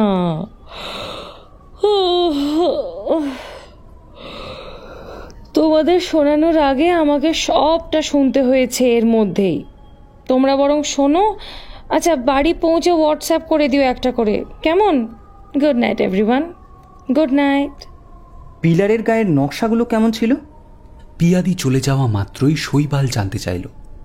শিশিরদা একটু চিন্তিত মুখে বললেন, ওক্রয়েড তো বটেই, ওরা কেউই সে ব্যাপারে নিশ্চিত হতে পারেনি। ইনকা, মায়া, অ্যাজটেক সবকিছুর কথা লিখে গেছে ও। যে নকশাগুলো মনে করে করে ও এই নোটবুকে আঁকতে পেরেছিল, তাদের মধ্যে সূর্যের চিহ্নটা সবচেয়ে বেশি। কিন্তু সঙ্গে আরো কিছু ভারী অদ্ভুত জিনিস আছে ওতে, যেগুলো মধ্য আমেরিকার একটা শহরের সঙ্গে মেলানো যায় না। শহরটা কেমন ছিল? মানে তাই দেখে হয়তো বোঝা যাবে যে কোন সভ্যতার চিহ্ন ছিল ওটা। পাথর দিয়ে বানানো বর্গাকার বাড়ি। ওদের পায়ের নিচে রাস্তাও ছিল সেই একই পাথরের তৈরি। রাস্তাগুলো সরল রেখায় এদিক ওদিক গেছে, যার ফলে ওক্রয়েড একাধিকবার গ্রিড আর ব্লক কথাগুলো ব্যবহার করেছে। তবে সবই ছিল পরিত্যক্ত। যে সভ্যতার লোকেরাই ওই শহর বানিয়ে থাকুক না কেন, তারা কেউই আর ওখানে ছিল না তখন। আর ওই মন্দির? শিশিরদা তাকালেন ঝুমার দিকে। তারপর একটা দীর্ঘশ্বাস ফেলে বলতে শুরু করলেন, শহরটা পাহাড়ের ছায়ায় বানানো হয়েছিল বলেই হয়তো বাড়িগুলো তখনও মোটামুটি দাঁড়িয়েছিল, কিন্তু হাওয়া আর বালির ঘষায় তাদের গায়ের নকশাগুলো আবছা হয়ে এসেছিল। এভাবে এগোতে এগোতেই আমরা একটা বেশ বড় মাপের বর্গাকার জায়গায় এসে পৌঁছলাম। ওখান থেকেই শহরের নানা দিকে ছড়িয়ে গেছিল বালি আর ধুলোয় ঢাকা রাস্তাগুলো। জায়গাটা ঠিক মাঝখানে দাঁড়িয়েছিল কুচকুচে কালো একটা মন্দির। মানে ওটার চেহারা দেখে অন্য কিছু ভাবার উপায় ছিল না। ধাপে ধাপে সিঁড়ি উঠে গেছিল অনেক উঁচু অবধি। তারপর একটা প্যাভিলিয়নের মতো জায়গা পেরিয়ে পেছনে একটা বিশাল ঘরের মতো অংশ ছিল। জিনিসটাকে দেখে একটা দানবাকৃতি পিরামিডের মতো মনে হচ্ছিল, কিন্তু সিঁড়ির ধাপে আর থামগুলোর গায়ে আঁকা সূর্য, চোখ আর বিকট কিছু একটা প্রাণীর মুখের ছবিই বলে দিচ্ছিল এটা মায়া বা ইনকাদের পিরামিডের মতো নয়, রত্নদেবীর মন্দির। স্যাডলার কথাটা ফিসফিস করেই বলেছিল, কিন্তু অতটা পথ পেরিয়ে আসার পর শুধু হাওয়া আর নদীর আওয়াজের পটভূমিতে বলা ওই কথাটাই বিস্ফোরণের মতো ফাটলো আমাদের সবার কানে। আমাদের কুলি আর গাইডরা পাগলের মতো সিঁড়ি ভেঙে উঠতে শুরু করলো তৎক্ষণাৎ। আমরা তিনজন আর নারা অতি কষ্টে নিজেদের সংযত রাখতে পেরেছিলাম বোধহয় একটাই কারণে, ভয়। প্রথম ধাপ পেরিয়ে ওই প্যাভিলিয়নের মতো অংশে পৌঁছে দেখলাম ততক্ষণে দলের বাকিরাও বুঝতে পেরেছে যে এই পর্যায়টা খুব একটা সহজ হবে না। ড্রুরি অত্যন্ত চাঁচা ছোলা ভাষায় সবাইকে মনে করিয়ে দিল পরফিরিয়াসের মতো অভিযাত্রীর দল এই পর্যায়ে এসেই এমন কিছু সম্মুখীন হয়েছিল যাতে দলটা প্রায় শেষ হয়ে গেছিল। অবস্থার গুরুত্ব বুঝে আমরা নিজেদের নতুন করে সাজিয়ে নিলাম আবার। প্যাভিলিয়নের শেষে একটা চওড়া দরজার ওপাশে কুচকুচে কালো অন্ধকার আমাদের জন্য অপেক্ষা করছিল। স্যাডলার সেই দরজার মুখে রাইফেল হাতে দুজনকে মোতায়েন করল, যাতে শহরের দিক থেকে সিঁড়ি পেরিয়ে কেউ হামলা করতে গেলেই রাইফেলের নাগালে এসে পড়বে। তারপর আমি আর নারা প্রথমে, পেছনে বাকিদের নিয়ে ড্রুরি আর স্যাডলার। এভাবেই আমরা মন্দিরে ঢুকলাম। ব্যাটারির টর্চগুলো জলা পেরোনোর সময় হারিয়ে গেছিল। ভেতরের ওই ঘুটঘুটে অন্ধকারে ঢুকে চোখ সইয়ে নিতে একটু সময় লাগলো আমাদের। তারপর বুঝতে পারলাম পালিশ করা পাথরের অনেকগুলো করিডর এদিক ওদিক চলে গেছে ওখান থেকেই। একটা দেশলাই জ্বালিয়ে মেঝেটা দেখেই ড্রুরির মুখটা গম্ভীর হয়ে গেল। কাদামাখা পায়ের দাগ অনেকগুলো। রাইফেল হাতে ধরে আমরা এগোতে শুরু করলাম। বুঝতে পারছিলাম সবগুলো করিডরই ঢালু হতে হতে নিচের দিকে গেছে। মাথার উপর একটা ছোট্ট জানলার মতো অংশ রাখা ছিল সূর্যের আলো ঢোকার জন্য। সেটা ক্রমেই ছোট হয়ে আসছিল। বাদুড়দের ওড়াউড়ি ছাড়া আমরা আর কোনো আওয়াজ পাচ্ছিলাম না। বেশ কিছুটা নামার পর হঠাৎ মনে হলো সূর্যের আলো নিচে কিছু একটা জায়গায় ঠিকরে একটা সাদা আগুনের মতো চেহারা নিয়েছে। বৃত্তের মতো ওই দেওয়াল বরাবর নামতে নামতে জায়গাটার আলো আধারী পরিবেশের সঙ্গে মানিয়ে নিয়েছিলাম। বুঝতে পারছিলাম নিচে একটা বিশাল গভীর গর্তের মতো জায়গা রয়েছে, যেখানে সবকটা করিডর গিয়ে শেষ হয়েছে। তার শেষ প্রান্তে দাঁড়িয়ে রয়েছে একটা বিশাল মূর্তি।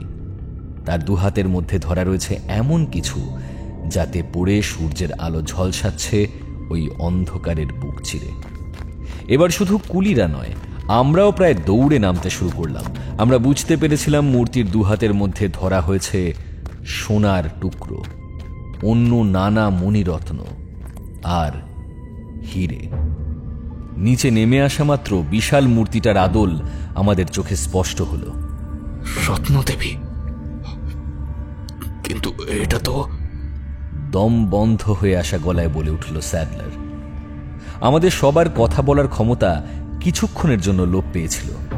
সবাই দেখতে পাচ্ছিলাম সামনের বিশাল মূর্তিটা একটা কুমিরের। পুরো দৃশ্যটার সামনে আমরা হাঁ করে কতক্ষণ দাঁড়িয়েছিলাম খেয়াল নেই।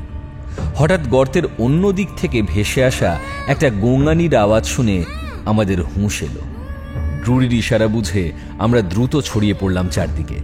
স্যাডলার আরেকটা দেশলাই জ্বালিয়ে এগিয়ে গেল। হাতে রিভলভার নিয়ে ড্রুরি ওর পাশে এগোলো। একটা মেয়েকে ওখানে বেঁধে রাখা হয়েছিল। মেয়েটা স্থানীয়, কৃষ্ণাঙ্গী, বড় জোর 16 কি 17 বছর বয়সী। ওর শরীরে পাতা লতার অতি সামান্য কিছু আবরণ ছিল। একটা ধাতব প্লেটের মতো জিনিসে মেয়েটাকে বেঁধে রাখা ছিল। তার চারপাশ দিয়ে দেওয়ালে ঝুলছিল অত্যন্ত জটিল কপিকলের মতো বেশ কিছু জিনিস। সেগুলো দিয়ে কি হয় তা আমাদের বোধগম্য হল না। ড্রুরি বলে উঠল, মেয়েটাকে ছেড়ে দেওয়া যাক, কি বলো? সবাই ওকে সমর্থন জানালো। একজন কুলি এগিয়ে গিয়ে হাতের দা দিয়ে দড়িগুলো কেটে মেয়েটাকে নামালো। দারুণ ভয়ে মেয়েটার দুচোখ প্রায় সাদা হয়েছিল তার আগে অবধি। এখন ছাড়া পেয়ে ও স্তম্ভিত হয়ে আমাদের দিকে তাকিয়ে রইল। ওকে দরজা অবধি পৌঁছে দাও, বাকিটাও চলে যেতে পারবে। একজন কুলিকে বলল স্যাডলার। কুলি আর মেয়েটির পায়ের শব্দ মিলিয়ে গেল। রত্নদেবীর কাছে যাকে বলি দেওয়ার জন্য রাখা হয়েছিল সে তো ছাড়া পেল। এবার দেবীর হাতের ভার আমরা কিছুটা কমাই। ড্রুরি একটু হালকা গলায় বলে উঠল। মূর্তিটার দিকে এগিয়ে বুঝলাম ওটার কাছে পৌঁছতে গেলে প্রথমে একটা নিচু গর্তে নামতে হবে। সেখান থেকে কিছুটা গিয়ে আবার একটা নিচু গর্তে নামতে হবে, যার শেষে দাঁড়িয়েছিল রত্নদেবীর মূর্তিটা। দেশলাই জ্বালিয়ে বুঝতে পারলাম প্রথম গর্তের মেঝে পাথর দিয়ে তৈরি আর মোটামুটি পরিষ্কার। ফিট 10 নিচে মেঝেতে নামার জন্য কোনো সিঁড়ি বা দেওয়ালের গায়ে ধাপ ছিল না। সংক্ষিপ্ত আলোচনার পর সিদ্ধান্ত হলো আমরা লাফিয়েই নামব। ওঠাটা একটু সমস্যা হলেও অসম্ভব হবে না। দ্বিতীয় তথা মুখ্য গর্তটা যে কতটা গভীর তা কিছুতেই বুঝতে পারছিলাম না। দেখা যাবে ভেবে এগিয়ে গেলাম আমরা। আমাদের একটা দড়ির মই গোছের ব্যবস্থা করা উচিত ছিল, কিন্তু অত কষ্টকর একটা যাত্রার পর ওই সম্পদের অত কাছে এসে লোভই মুখ্য হয়ে দাঁড়িয়েছিল। তবে একটা ব্যাপারে আমাদের মাথা ঠিক ছিল, অভিযানের প্রতিটি ক্ষেত্রের মতো এবারেও স্যাডলার নেতৃত্ব দিতে চেয়েছিল, কিন্তু আমরা কিছুতেই রাজি হইনি। অনেক কষ্টে আমি আর ড্রুরি ওকে বুঝিয়েছিলাম আমাদের কারো কিছু হলেও ও যদি নিরাপদ থাকে তাহলে জলা আর জঙ্গলের মধ্যে দিয়ে বাকি দলটাকে নিয়ে যেতে পারবে ও। নারা আর একজন কুলির সঙ্গে আমি আর ড্রুরি প্রথম গর্তে নামব, এটাই ঠিক করা হলো। আমরা খতিয়ে দেখব নিচের গভীরতর গর্তে না নেমেও কোনোভাবে সম্পদ ওই মূর্তির কাছ থেকে সরানো যায় কিনা। যদি সেটা করা সম্ভব হয় তাহলে দড়ি নামিয়ে একটা কপিকলের মতো ব্যবস্থা করে সেগুলো তোলা শুরু করতে হবে। সবচেয়ে আগে নামলাম আমি। ভয়ে বুক ঢিপ ঢিপ করছিল। শরীরটাকে গর্তের ধার বরাবর কিছুক্ষণ ঝুলিয়ে রেখে যখন হাত ছেড়ে দিলাম তখন সত্যি প্রাণ পাখি বুকের ভেতরে একেবারে ডানা ঝাপটাচ্ছিল। নিচে পড়েই আমি একটু গড়িয়ে গেছিলাম। দ্রুত উঠে দাঁড়িয়ে একটা দেশলাই জ্বালিয়ে বুঝলাম মেঝেটা শুকনো আর পরিষ্কার। একটা পচা গন্ধ পাচ্ছিলাম, যেটা কাদা আর পাঁক থেকে পাওয়া যায়। ওখানে সেটা কিভাবে আসছে তা বুঝিনি। ড্রুরির মতো দাপুটে লোকেরও যে মুখ শুকিয়ে গেছে সেটা নিচ থেকে দেখে বুঝতে পারছিলাম। তবে পাশে নারা আর অন্য কুলিটি ছিল বলেই বোধহয় ও কথা বাড়ালো না। আমারই মতো দেওয়াল ঘষটে নেমে পড়ল।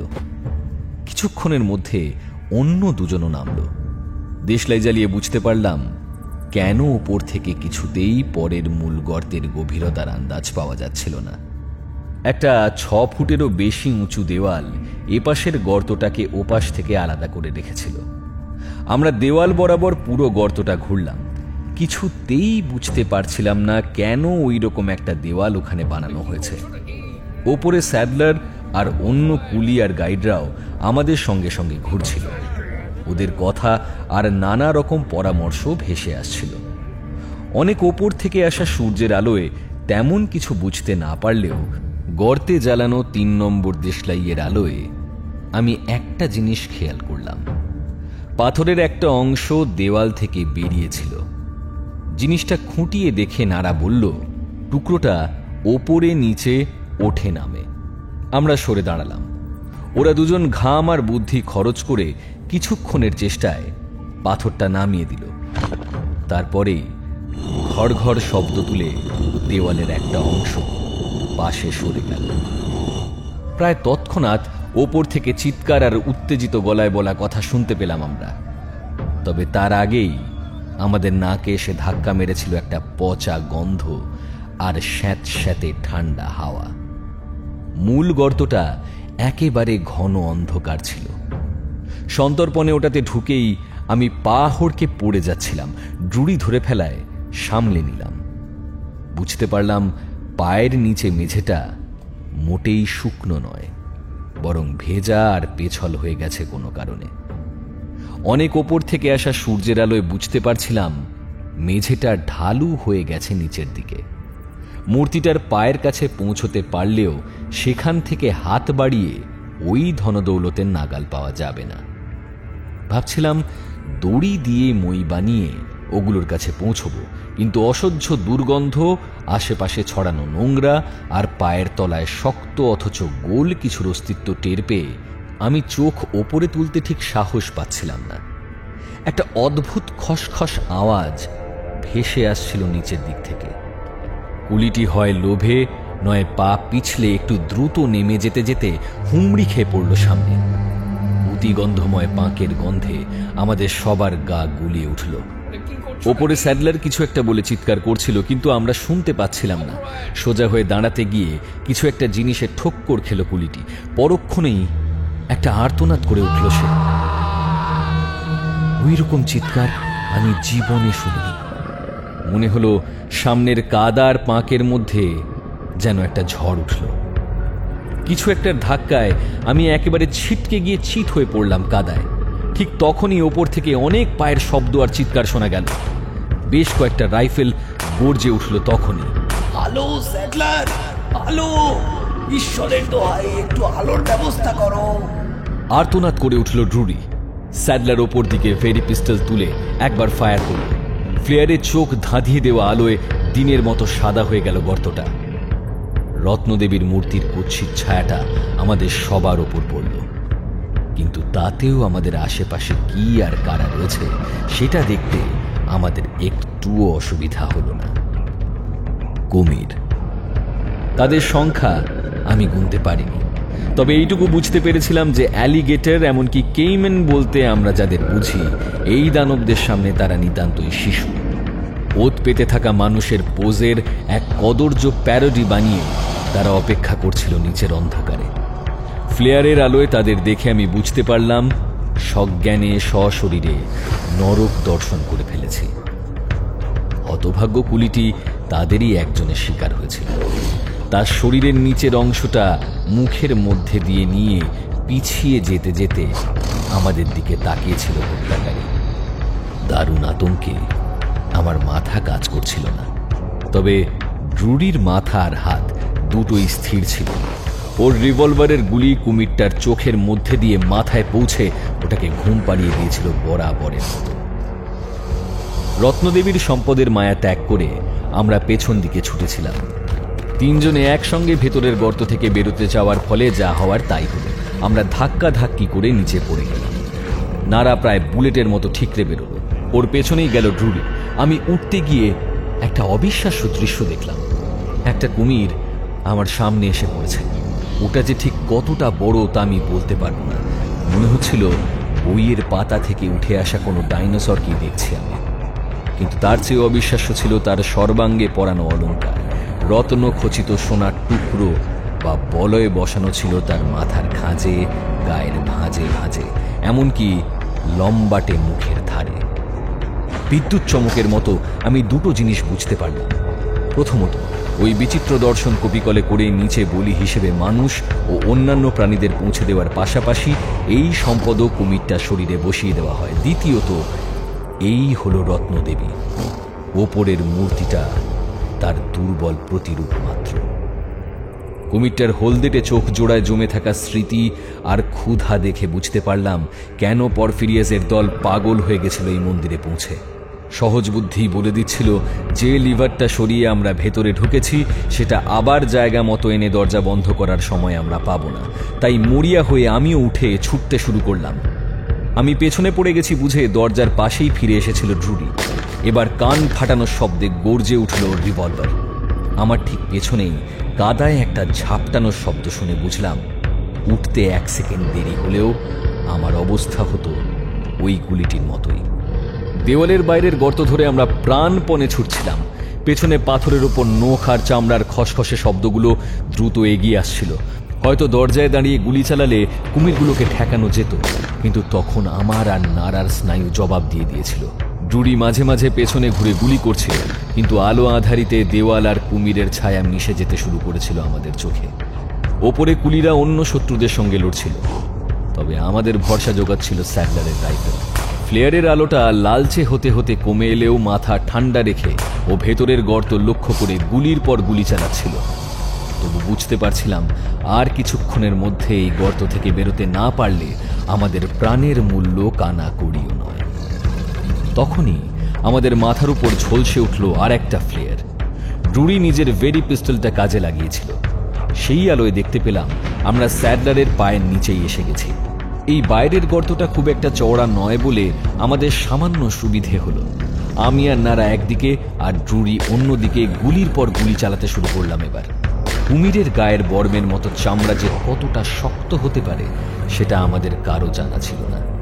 তার উপর ফ্লেয়ারের কাঁপতে থাকা আলোয় ক্রমবর্ধমান ভয় আর হতাশার মধ্যে কুমিরদের ওই ঢেউয়ের মোকাবিলা করার মতো সাহস আর মনের জোর হারিয়ে ফেলেছিলাম আমরা। এদিকে ওপর থেকে গুলি চালালে আমাদের গায়ে লাগতে পারে এই ভয় স্যাডলার গুলি চালাতেও পারছিল না। একরকম মরিয়া হয়ে ও চিৎকার করল, তার আগে তোমরা কাঁধে ভর দিয়ে উপরে উঠতে বলো ক্রয়েট, তাহলে ও আমাদের দড়ির নাগাল পাবে, তারপর ওকে টেনে তুলছি। তাড়াহুড়ো করতে গিয়ে আমি আর নারা আবার মেঝেতে গড়াগড়ি খেলাম। ড্রুডির রাইফেল আমাদের আবার বাঁচালো। পরের বার আমরা ভুল করিনি। কোনো ক্রমে আমার হাত আর কাঁধে ভর দিয়ে উপরে উঠতেই ও দড়ির নাগাল পেল। স্যাডলার আর কুলিরা ওকে টেনে তুলল। ও উপরে উঠেই অজ্ঞান হয়ে গেছিল। বর্মের মতো চামড়া, কুটিল হলদেটে চোখ আর অজস্র দাঁতের আরও একটা ঢেউ ধেয়ে এলো আমার আর ড্রুরির দিকে। আমি পর পর দুটো গুলি চালিয়ে বুঝলাম গুলি শেষ। রিভলভারও যখন ফাঁকা হয়ে এসেছে তখন ড্রুরির গগনভেদী আর্তনাদ কানে এলো। পেছন ফিরে দেখলাম নিজের অনুচরদের দিয়ে কাজ হচ্ছে না বলেই হয়তো রত্নদেবী নিজে এসেছিলেন বলি নিতে। এবার তার বিশাল চোয়ালের মধ্যেই ধরা পড়েছে ড্রুরির কোমরটা। ড্রুরির নিস্তেজ শরীর আর খোলা চোখ জোড়া আমাকে বলে দিল ও আমাদের সঙ্গে ফিরবে। রত্নদেবীর এই মন্দিরেই ও থেকে যাবে চিরকালের জন্য। ওর শরীর মুখে ধরে একটা দারুণ ঝাঁকানি দিল বিশাল কুমিরটা। ফাঁকা রাইফেলটাকে তুলে কুমিরটার দিকে উন্মাদের মতো ছুটে যাচ্ছিলাম আমি। হঠাৎ মনে পড়ল একটা অস্ত্র তখনও আমার কাছে আছে। নিজের ভেরি পিস্তলটা বের করে কুমিরটার চোখের দিকে নিশানা করে ফায়ার করলাম আমি। গর্তের ভেতর দাউ দাউ করে জ্বলে উঠল কুমিরটার মাথা আর শরীরের ঊর্ধ্বভাগ। ওর মুখ থেকে ছিটকে দেওয়ালের উপর পড়ল ড্রুরির রক্তমাখা শরীরটা। মৃত সহযোদ্ধার শরীরটা শিথিল হয়ে নিচে পড়ার আগেই তাতে ভর দিয়ে কিছুটা উপরে উঠে উন্মত্তের মতো লাফ দিলাম আমি। স্যাডলার আর একজন কুলি আমাকে ধরে না ফেললে আর তারপর টেনে না তুললে সব গল্প ওখানেই শেষ হয়ে যেত।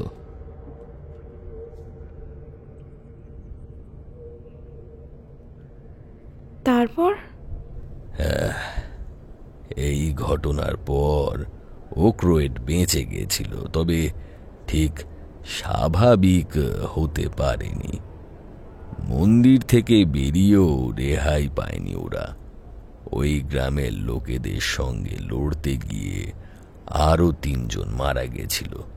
তারপর জলার মধ্যে আরও 1 জন।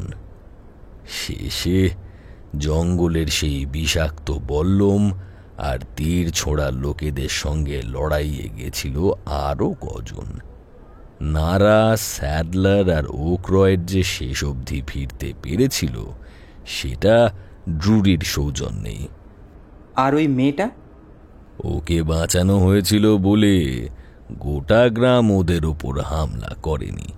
শুধু বংশানুক্রমিকভাবে যাদের প্রহরী বানানো হয়েছিল তারাই লড়েছিল ওদের বিরুদ্ধে।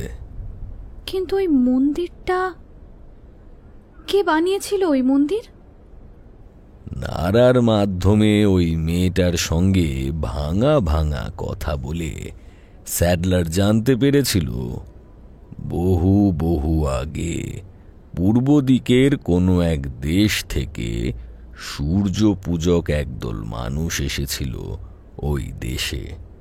তাদের মধ্যে কুমিরকে দেবতা জ্ঞানে পুজো করারও রেওয়াজ ছিল। সেই থেকে এই মন্দির আর তার দেবতারা রয়েছে এখানে। পাহাড়ের পাশে ওই নদীর একটা বিশেষ জায়গায় জন্মায় এই দানব কুমিরগুলো।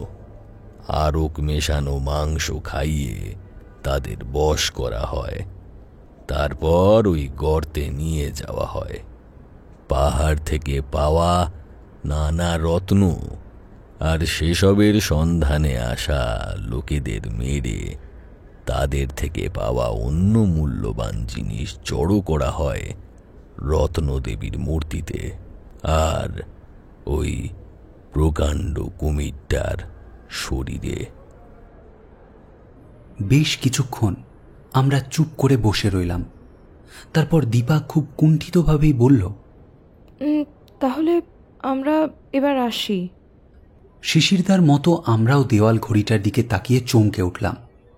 পালা করে সবাই ফ্রেশ হলাম। খুব শিগগিরই আবার একটা গেট টুগেদারের আয়োজন করা হবে এই প্রতিশ্রুতি আমরা একে অপরকে দিয়ে রওনা হলাম। জানলা দিয়ে আসা ঠান্ডা হাওয়া আমার মুখে ঝাপটা মারছিল। পেছনের সিটে ঝুমা আর দীপা বোধহয় ঘুমিয়েই পড়েছে। পাশে বসে শৈবাল অন্যমনস্কভাবে নিজের গলায় ঝোলানো দাঁতটায় হাত বোলাচ্ছিল। নিস্তব্ধ গাড়িতে ওর বলা কথাগুলো আমার কানে এসে পৌঁছল। শঙ্কু আকৃতির দাঁত দিয়ে প্রতি বর্গ ইঞ্চিতে প্রায় 5,000 পাউন্ড চাপ দেওয়ার ক্ষমতা রাখে একটা কুমির। সেই তুলনায় মানুষের হাত দিয়ে বড়জোর 100 পাউন্ড চাপ দেওয়া যায়। প্রবল অস্বস্তি হচ্ছিল আমার। সেটা সরিয়ে একটু স্বাভাবিক হওয়ার চেষ্টায় ওকেই জিজ্ঞাসা করলাম, আচ্ছা, মধ্য আমেরিকায় কোনো উপজাতি কুমিরের পুজো করে বলে শুনেছ? সামনের নির্জন রাস্তার দিকে তাকিয়ে শৈবাল বলল, মধ্য আমেরিকা নয়, শুনলে না, ওরা পূব দিক থেকে এসেছিল। একটা প্রাচীন জাতির কথা ইতিহাসে আছে যারা সূর্যের পাশাপাশি কুমির রূপী এক দেবতাকেও পুজো করত। সেই দেবতার শক্তি এতই বেশি ছিল যে ওখানকার সেনাবাহিনীর রক্ষাকর্তা দেবতার সম্মান তাকেই দেওয়া হতো। কোন দেবতা গো? ঝুমার গলা শুনে বুঝলাম ও ঘুমোয়নি। সোবেক, যার ঘাম থেকে নীল নদের সৃষ্টি হয়েছিল বলে একটি কিংবদন্তিও আছে। মিশরীয়রা অত দূরে? মানে কিভাবে, কবে? মিশরের ওল্ড কিংডমসে সোবেক আর তার নানা ক্ষমতা নিয়ে যে কিংবদন্তি ছিল সেগুলো পরে গ্রেকো রোমান মিথের সঙ্গে মিশে গেছিল। কিন্তু মেমফিস আর ফাইয়ামে সোবেকের উপাসনা হতো। ফাইয়ামে খোঁড়াখুড়ির পর সোবেকের একটা মিডল কিংডম যুগের মন্দিরের পাশাপাশি আইসিসের উদ্দেশ্যে লেখা 4টে লম্বা গাথা পাওয়া গেছিল। সবচেয়ে বড় কথা, হেরোডোটাস লিখেছেন যে সোবেকের মন্দিরে যে কুমিরগুলো থাকতো তাদের আদর যত্ন করার জন্য খাবার দেওয়ার পাশাপাশি হিরে আর নানা মণিরত্ন দিয়েও তাদের সাজানো হতো। তার মানে মিশর বা ভূমধ্য সাগর থেকে পশ্চিমে চলে যাওয়া একদল বণিক আর যোদ্ধার মাধ্যমে এই উপাসনাটা মধ্য আমেরিকায় পৌঁছে থাকতেই পারে। ওকরয়েড আর তার সঙ্গীরা তাহলে সোবেকের মন্দিরেই গেছিল। অথবা এটাও হতে পারে যে সবটাই ম্যালেরিয়া আর মদে ঝাঁঝরা হয়ে যাওয়া কোনো ইয়াঙ্কির কল্পনা। কথাটা মনে হলেও আমি বললাম না। অন্তত কিছুক্ষণের জন্য আমার ভেতরে সব সময় গজগজ করা লোকটাকে থামিয়ে দিল ছোটবেলায় পড়া দুটো লাইন, রোজ কত কি ঘটে যাহা তাহা, এমন কেন সত্যি হয় না আহা। দীর্ঘশ্বাস ফেলে রাস্তার দিকে তাকিয়ে ভাবলাম, গল্পের দাঁত একবার চেপে ধরলে তার হাত থেকে আর নিস্তার পাওয়া যায় না।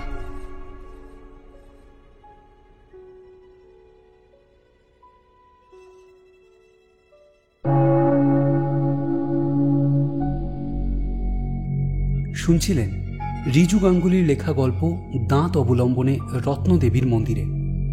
গল্পের কথক ও ড্রুডির ভূমিকায় আমি সৌভিক, শিশিরদা ও ওক্রয়েডের চরিত্রে দীপ, স্যাডলার তমাল, শৈবাল কৌশিক, দীপা দেবস্মিতা, পিয়াতি দিতিপ্রিয়া এবং ঝুমার চরিত্রে প্লাবিতা। গল্পের নাট্যরূপ, ডিরেকশন ও ব্যাকগ্রাউন্ড মিউজিক দিয়েছে সৌভিক, কভার বানিয়েছে ইন্দ্রজিৎ। গল্পটি ভালো লেগে থাকলে আমাদের কমেন্ট করে জানান, আর আমাদের চ্যানেলের নিয়মিত আপডেট পেতে অবশ্যই ট্যাঁস গরুকে সাবস্ক্রাইব করুন। শোনা হচ্ছে পরের গল্পে। কান রাখুন ট্যাঁস গরুর চেঁচানিতে।